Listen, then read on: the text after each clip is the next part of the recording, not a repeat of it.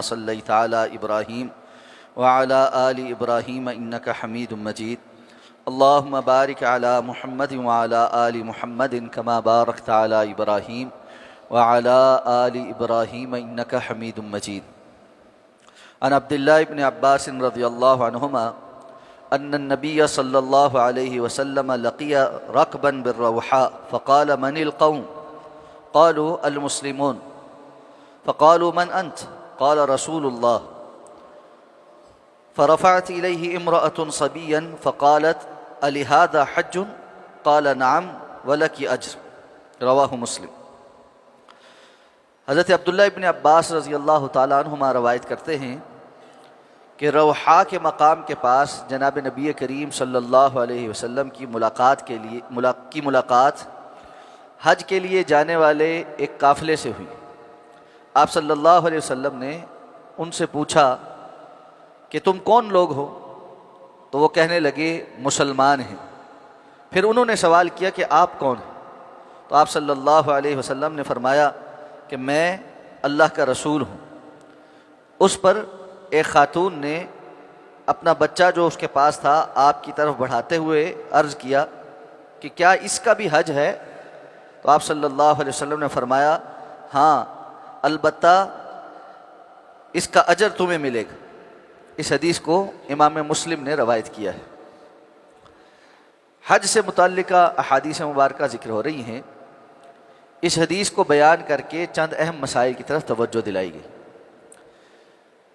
ایک تو یہ کہ آپ صلی اللہ علیہ وسلم کی سفر میں روحاء کے بغوی ایک جگہ کا نام ایک قافلے سے ملاقات ہوئی، تو آپ نے ان سے پوچھا کہ من القوم، تم کون لوگ؟ آپ صلی اللہ علیہ وسلم اجنبی لوگوں سے پہلے ان کا تعارف پوچھتے تھے، تو کوئی اجنبی ہو تو اس سے تعارف حاصل کرنا یہ بھی سنت ہے کہ کون لوگ ہو۔ تو انہوں نے اپنے قبیلے وغیرہ کو بیان کرنے کے بجائے اسلام کا تعارف کروایا کہ ہم مسلمان ہیں، اور یہ بڑی اچھی بات ہے کہ سب سے پہلے انسان اپنے اسلام پر فخر کرے اور اسلام کا تعارف بیان کرے۔ یہ انہوں نے مسلمان اس لیے کہا کہ ظاہر بات ہے اس دور میں عام طور پہ لوگ کفار بھی ہوتے تھے اور مسلمان بھی ہوتے تھے، تو اس وجہ سے انہوں نے اسلام کے تعارف کو ترجیح دی۔ اگر یہ انڈرسٹوڈ ہو کہ یہاں پر موجود سارے لوگ مسلمان ہیں تو پھر یہ تعارف کروانے کی ضرورت نہیں۔ ظاہر بات ہے آپ کہیں گے جی میں مسلمان، تو وہ آگے سے کہے گا میں بھی مسلمان، یہ تو کوئی تعارف نہیں۔ یہ تعارف اس جگہ پہ ہے کہ جہاں پر مسلمان اور کافر ملے جلے لوگ چلتے ہیں تو ان میں پتہ ہو کہ یہ مسلمان ہے یا غیر مسلم۔ تو اس لیے یہ حکمت ہے۔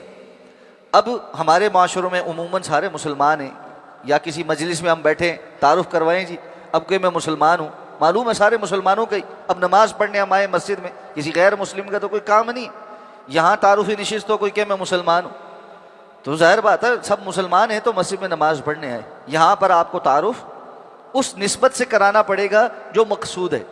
بسا اوقات تعارف صرف نام کے ذریعے مقصود ہوگا کہ کس کا کیا نام ہے، بسا اوقات تعارف یہ مقصود ہوگا کون کس علاقے سے ہے یا کس قوم سے ہے، تو یہ سارے تعارف چیزیں تعارف کے لیے۔ تو آپ صلی اللہ علیہ وسلم تعارف حاصل کیا کرتے تھے۔ اسی طرح انہوں نے بھی آگے سے آپ سے پوچھا کہ من انت، آپ کون ہیں؟ تو آپ صلی اللہ علیہ وسلم نے جس طرح کا انہوں نے تعارف کرایا تھا اسی کے جوابی تعارف کرایا کہ تم مسلمان ہو، میں اللہ کا رسول ہوں، میری دعوت پر اور میرا کلمہ پڑھ کے ہی تو تم لوگ مسلمان ہوئے۔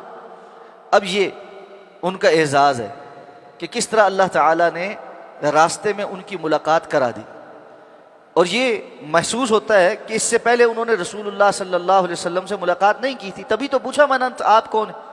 وگرنہ جس کی ایک مرتبہ اللہ کے رسول سے ملاقات ہو جائے وہ چہرہ بھولنے والا تو نہیں۔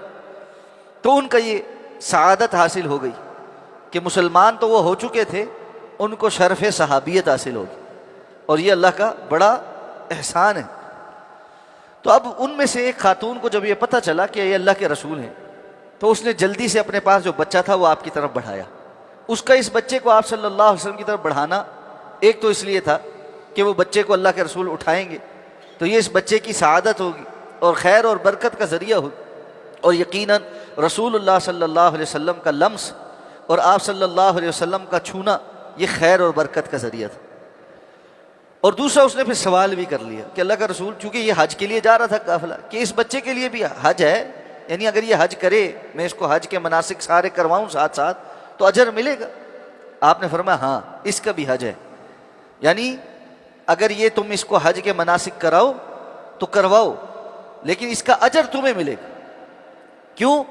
کہ نابالغ بچے جو ہیں اگر والدین ان کے حج کا اہتمام کریں، مثلا ان کو بھی احرام کی پابندی کروائیں، اگر بچہ یعنی مذکر ہے، بچی نہیں ہے، بچہ ہے، تو اس کو اسی طرح چادریں پہنائی جائیں، اس کو 7 تلبیہ دہروایا جائے اور اس کو سمجھایا جائے اگر وہ سمجھنے کے قابل ہے کہ یہ کام تم نے نہیں کرنا، جیسے بال نہیں توڑنے، خوشبو نہیں لگانی، اس طرح اس کی تربیت کی جائے۔ اور چلنے کے قابل ہے تو اس کو طواف کروایا جائے، صحیح کروائی جائے۔ اگر چلنے کے قابل نہیں تو جو اس کو اٹھا کر طواف اور صحیح کر سکے وہ اس کو اٹھا کر طواف کرے، صحیح کرے۔ اسی طرح منا عرفہ کے جو مناسک ہیں وہ کروائے، اور اس کی جگہ کنکریاں اس کا وکیل بن کر مارے، تو اس کے حج کا ثواب بھی اس کے والدین کو ملے گا کہ انہوں نے اس کے ان تمام مناسک کا خیال کیا۔